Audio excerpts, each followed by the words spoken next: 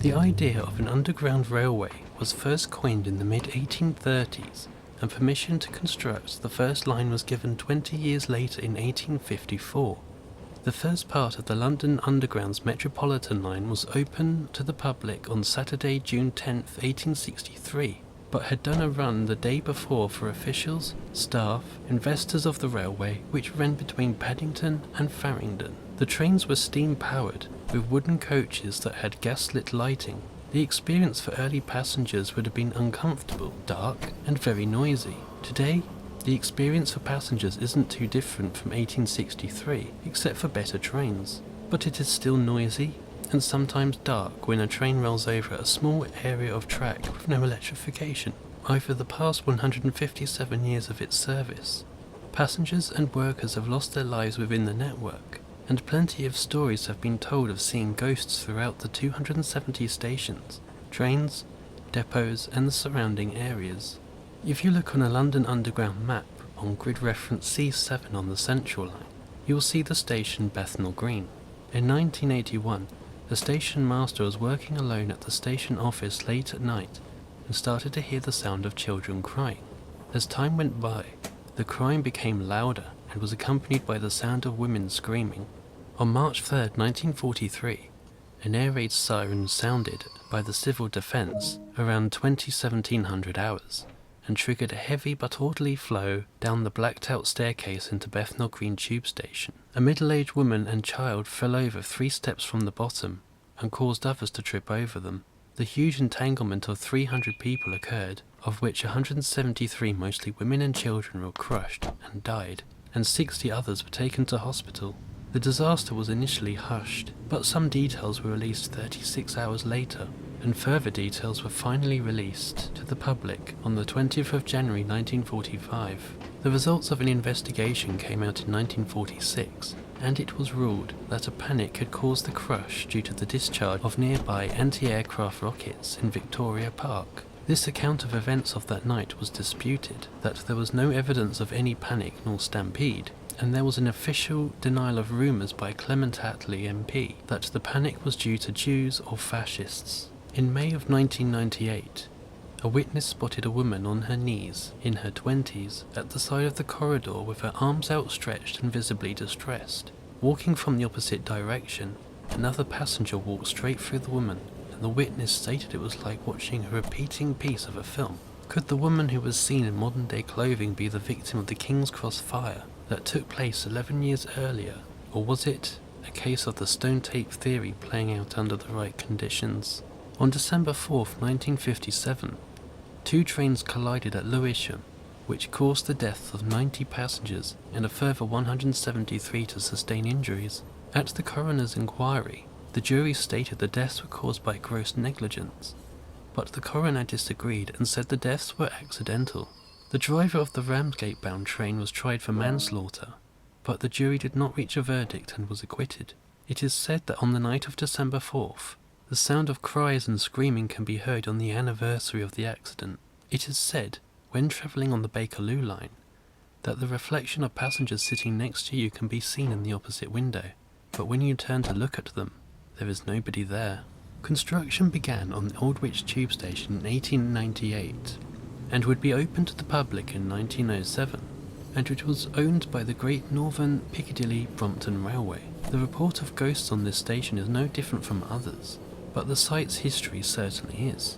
In 1832, the old Royal Strand Theatre opened on the site and would later be the station, was owned by Benjamin Lionel Rayner and designed by architect Charles Broad. The theatre showed performances of The Heir at Law on Friday the 29th of September 1871, starring Mr. John S. Clark, Messrs. Crouch, Turner and Poulton, and An Eligible Bachelor on Saturday the 16th of December 1871, starring Mr. H. W. Swanborough, Mesdemes F. Hughes, and Armstrong Raymond.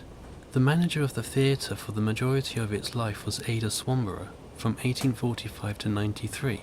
She had a son, Arthur Swanborough, and was married to actress Eleanor Bufton, who performed as Miss Wharton in Postboy in 1860, and she was also a burlesque dancer in the theatre. Over its lifespan, It would be rebuilt 4 times in 1836, 1858, 1865 and 1882, and finally demolished in 1907. The Great Northern Piccadilly Brompton Railway issued a public message in the newspapers at the time. The headline, "Theatre Demolition Notice," in the newspaper The Era, Saturday 7th October 1905. To clear the site, sale Tuesday, by order of the Great Northern, Piccadilly and Brompton Railway Company, the whole of the fittings, furniture and effects comprising of plush-covered fixed and lifting seats, a large number of chairs, an immense quantity of crimson pile carpet, electric lighting and gas fittings, fire appliances, slate urinals and fittings, bar counters and fittings, large frame mirrors, drop curtains and scene sets, oak and other panelled doors, and numerous effects. The closure was met by fierce opposition, but this did nothing to stop it. Over the years, people have claimed to see the figure of an old lady with grey hair, not only at Aldwych, but also at Aldgate, and it is believed that she saved the life of someone who might have died. I did a lot of research into this mysterious old woman, and I had concluded that this might have been Frances Marie Kelly, who was an actress in the theatre in the latter part of the 1800s. She was born in 1790 in the English seaside city of Brighton, and made her debut at the age of 7 at the Drury Lane Theatre in her uncle's opera, Bluebird. She was a victim of a stalker, George Barnett, who was infatuated with her and disappointed of a role where she played a man. Barnett bought a ticket to see Kelly perform in Modern Antiques, or The Merry Mourners, at Covent Garden on February 16, 1816, and he fired a pistol. Kelly was unhurt, and Barnett was declared insane. Kelly established a drama school at the Royal Strand Theatre in 1833, and is the oldest drama school in England on record. It is not conclusive to say 100% that Frances Maria Kelly is the old woman seen at Aldwych Tube Station, but I would say she was a very good contender. She died on December 6, 1882. The ghost of a faceless woman has been seen at this station on several times over the years. A station employee was walking alone and he heard the sound of the door rattling several times. The employee went upstairs to find a colleague, but felt he wasn't alone. He turned around and saw a woman stood there with blonde hair but no face.